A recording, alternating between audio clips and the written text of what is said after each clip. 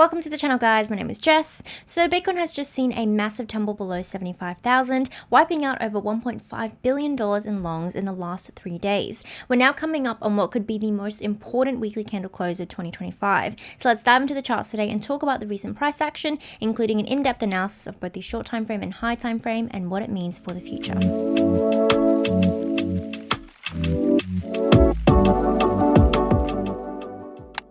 Before we dive in, make sure you guys smash that like button and subscribe to the channel to get regular Bitcoin analysis every Wednesday, Friday, and Sunday. And join my free Telegram for more regular Bitcoin updates. If you're a trader and you're interested in joining my VIP channel, be sure to message me down below on Telegram to get more details. VIP gives you exclusive access to my personal trading setups with exact entry points, targets, and stop losses. And we are having a sale right now, so you can get up to 30% off your memberships if you message me before the 10th. Alrighty guys, so jumping into the charts, let's talk about the recent dive downwards before we jump into our analysis. So we can see here on a 4-hour time frame, Bitcoin has had an aggressive move downwards over the last couple of days. We saw a little bit of a dead cat bounce yesterday, but it failed to push us above the current relevant short time frame downtrend. And today we are seeing another leg downwards, back down towards the range low here at 74.9 thousand. If we zoom out to the weekly time frame, we can see that in the drop, we ended up losing basically the base of the weekly range here. Let's just get rid of that smaller time frame trend line. So we can see the base of our weekly range there. We closed above it in the most recent weekly candle close on Monday, and hence moved into this larger volume gap, taking us towards the next level of macro support at $74,000. So liquidations, as you guys can imagine, over the last 3 days has been really high. So we had around $700 million in longs liquidated on the 6th of April. The 7th followed with very close $600 million in long liquidations. And then just yesterday, we had another $200 million in long liquidation. So a total of more than $1.5 billion of longs wiped off over the last 3 days. And so it has been a really brutal period. So now moving into today, we can see 24-hour volume is down, open interest is down, and liquidations are starting to slow down as well. So let's dive into the charts today and talk about the positioning of Bitcoin now that we've seen this drop. Does it signal for a bear market? Is Bitcoin going to go any lower? Let's talk about that, and then take a look at the short time frames as well and talk about the triggers that we have there, and the signs we might be seeing for a potential reversal or bearish continuation. So starting off our analysis on the high time frame charts, let's first talk about the positioning of Bitcoin after this drop. How bad is it really looking before we talk about the probabilities of either upwards or downwards moves moving forward? So naturally, we can see here that Bitcoin has lost the current weekly range, right, at 80,700, the base of this sort of horizontal channel that I've drawn out over here. That was what was previously the weekly low, right? Ever since we lost the base of this weekly range and saw that aggressive move downwards, this was the range low that Bitcoin had established. And so as we continue to lose that range, and until Bitcoin sees a sort of weekly bottom where we start to develop a level of high time frame support, potentially at $75,000 where the current weekly close is, or maybe even lower than that, potentially we continue to travel over the next 5 days, we can for the most part assume that the price action is going to be bearish on a high time frame. And the problem arises when we start to see really big red flags print out on the macro charts. Like, I'll give you the first example. So the first thing we have to note that is a really big red flag is the RSI. So in the last 800 days or the last 2.5 years, during this sort of phase of accumulation for Bitcoin, ever since we bottomed out at $16,000 and started the macro leg upwards, Bitcoin has retained this sort of baseline level of bullish momentum across the last 2.5 years, and that was at 44.41 on the RSI, this black line here. Now we can see from the most recent weekly candle close that what we've actually done is actually break below that baseline of bullish momentum, and that's a big red flag, because it shows us that if we're seeing that really high time frame bullish momentum lost, the likelihood is that we are more likely to then move into bearish territory, high time frame bearish territory, falling below baseline of bullish momentum in the accumulation phase. Are we going to move into a high time frame phase of deaccumulation, a bear market? Now, another red flag that we can also see here if we pop up the market cipher A. So I've got the 50 EMA, that's the dark blue line, and the 200 EMA here, which isn't as relevant on a weekly time frame right now. We're looking at the 50 EMA. So the most recent weekly candle close was really interesting because we actually tapped the 50 EMA, but we hadn't closed below it just yet. We're talking about this candle right here. And so we're sort of at a tipping point right now because we haven't crossed below the 50 EMA, which has historically signaled the start of a bear market. Let's just give you guys a really quick example. Oops.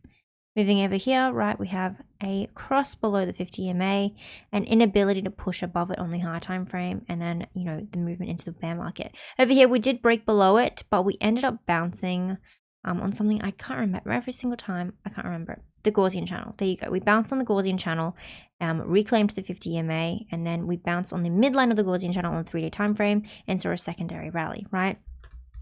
And same thing over here. If we zoom back out to our most recent segment of prior high time frame consolidation, we can see here we sort of lost the 50 EMA very slightly, just over a couple of days. We didn't close below it, but we again tested the Gaussian channel before seeing a recovery and, you know, eventual close above the 50 EMA that facilitated the bounce and then the eventual recovery of Bitcoin back up to $106,000. So we can see here that Bitcoin is sort of at a tipping point right now, where as we retest the 50 EMA, and currently we are below the 50 EMA, over the next 5 days in this current weekly candle close, which is why this one is so important, if we end up continuing below the 50 EMA and also losing the Gaussian channel, right, instead of bouncing on it, falling below it, is even more confirmation on the weekly timeframes that we are heading in for a high time frame bearish trajectory. And so that will take us into this historical range over here, falling below $74,000 support, this range ending at around $53,000 to $54,000. So that would be another nearly 30% drop from where we're currently sitting right now at $76,000. Now, if we pull up the Ichimoku cloud as well on the weekly time frame, we have a little bit of confluence for that analysis, for that, you know, sort of high time frame next bearish target. Taking a look at the top of the Ichimoku cloud here, which has historically acted as bases of support. For example, back here in 2021, we saw this sort of bearish cross of the baseline conversion line, move down towards Ichimoku support, and sort of retained that support all along this sort of level over here until, of course, this is where we saw the Gaussian channel breakdown as well, and we fell downwards into the bear market, losing the Ichimoku as support as well. So if we take a look currently, we haven't seen the baseline conversion line cross just yet, but losing this level of support over here, this change of character level mapped out for us on the Smart Money Concepts indicator as well, we can see that the next leg downwards takes us into this sort of prior high time frame range where support starts at $58,000 and ends at $53,000, with the base of the Ichimoku cloud being as low as 49, sort of prior sell side liquidity for that prior range as well. Now, the reason why we're waiting for the close, I mean, you could probably argue, oh, Jess, we're like below the 50 EMA right now, we're below the Gaussian channel right now. Why does it matter to wait for the close? It's at the close that we can tell whether or not the loss of those levels has actually happened. Right now, we've still got 5 days left, so we might see what we saw, you know, back here, right, where we fell below the 50 EMA, but we retested and bounced on the Gaussian channel. So it's really important to wait for what that, you know, close is actually going to be and how we react to these sort of macro levels of support that determine whether or not Bitcoin is going to see that next high time frame leg downwards. If we end up bouncing, right, because this does, while it looks really, really critical, it does serve as well as an ideal bounce point, right? Just like over here where things were starting to look seriously bearish, right? Imagine, you know, we saw an insane amount of liquidations. I think it was like $1.3 billion liquidations in a 1-day period when we had that massive candle, and yet we still managed to bounce from the Gaussian channel. And I'm not trying to push in like some false optimism or anything like that, but the reality is we could bounce here. The probability just isn't very high. We're still in our 2025 downtrend. RSI momentum has flipped really, really bearish, right? We're below the 50 EMA. We're currently, you know, potentially going to fall below it, and there are more red flags creeping up as the price action develops. But once again, it's not over until we see it actually happen. So leading on from that perspective that this could, while the charts are looking quite bad, this position could serve as an ideal bounce point. Let's talk about what we've been seeing developing on the daily time frame. So starting off right off the bat, the most important thing that we're looking at right now on the daily chart is our 2025 downtrend.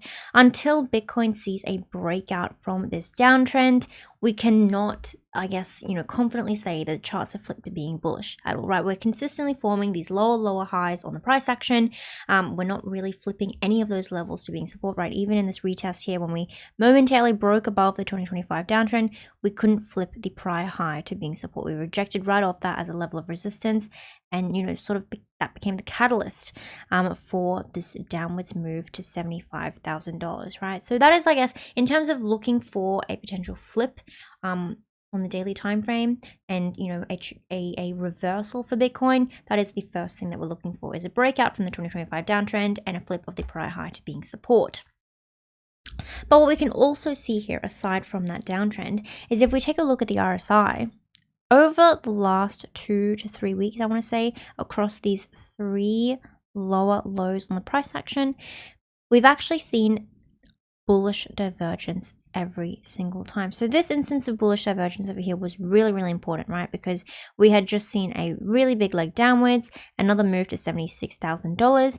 And then in this instance of bullish divergence, Bitcoin went on to recover and retest the 2025 downtrend. So it was sort of in that moment where it was like, if we break out here, this would be the ideal sort of set up for Bitcoin to see an actual breakout. We're seeing a massive decrease in selling pressure, a rally upwards, a clear uptrend, but unfortunately, as we can see, it failed. We retested the 50 EMA here on the daily time frame and the 2025 downtrend and saw a rejection, and a later equal high or double top sort of formation as well, which again led to this next leg downwards. Now, most recently in Bitcoin's lower low over here at $74,000, what we can see though on the RSI is, once again, we have printed a higher low on the RSI, right? These 2 points are not lower than each other. We're not seeing that selling pressure is actually increasing at these levels. So as this continues to develop, as we move into support, especially, right, we have horizontal, I guess, confluence with our analysis here. This again serves as a potential ideal bounce point for Bitcoin. So the most likely bullish case scenario moving forward, not saying that the bullish case scenario is likely at all, but if we do end up seeing a flip of the charts, it'll be the continued instance of this sort of bullish divergence here as we move into support, and a bounce at $74,000 that takes Bitcoin to break above the 2025 downtrend and above these prior high resistances. So 84,000, 88,000, 91, and so on and so forth, right? Those continued laddering upwards is what's going to flip these charts from being bearish to bullish. And hopefully in the weekly time frame as well, that leads to a bounce on the Gaussian channel, right? A recovery above the 50 EMA on the weekly time frame. So a bullish, or not bullish, but not as bearish weekly candle close. And then the reversal from there on out might actually flip those high time frame charts, the weekly chart, to being bullish as well. As it stands, however, it doesn't really matter how many times Bitcoin develops bullish divergence on the RSI, because we are still below the 2025 downtrend, and the trend is your friend until it ends, right? So we're very likely going to see a continued bearish trajectory. Now, if we zoom into the smaller time frame charts, we can see the sort of laddering situation that's happening here on these smaller time frames as well. So currently we have a very clear short time frame downtrend, right? That's the one that took the rejection from 89,000, right? The retest of the prior high, or equal high creation on the daily time frame, and we have 3 points of retest of that trend line right now. So once again, this is our sort of short time frame trajectory mapped out for us on a trend line. And until we see this trend line broken and a recovery above 81,000, the sort of change of character level, the support flipped to resistance, the short time frame charts are going to continue looking bearish as well. Alrighty guys, that is a wrap on the analysis for today. Thank you for tuning in for another episode. If you enjoyed the video or you learned something, don't forget to smash that like button and subscribe to the channel to get regular Bitcoin analysis every Wednesday, Friday, and Sunday. And join my free Telegram for more regular Bitcoin updates. If you're interested in my VIP trading channel, don't forget to message me down below on Telegram. VIP gives you exclusive access to my personal trading setup, so the exact entry points, targets, and stop losses. Hope you guys have a great week, and I'll see you in the next one. Bye!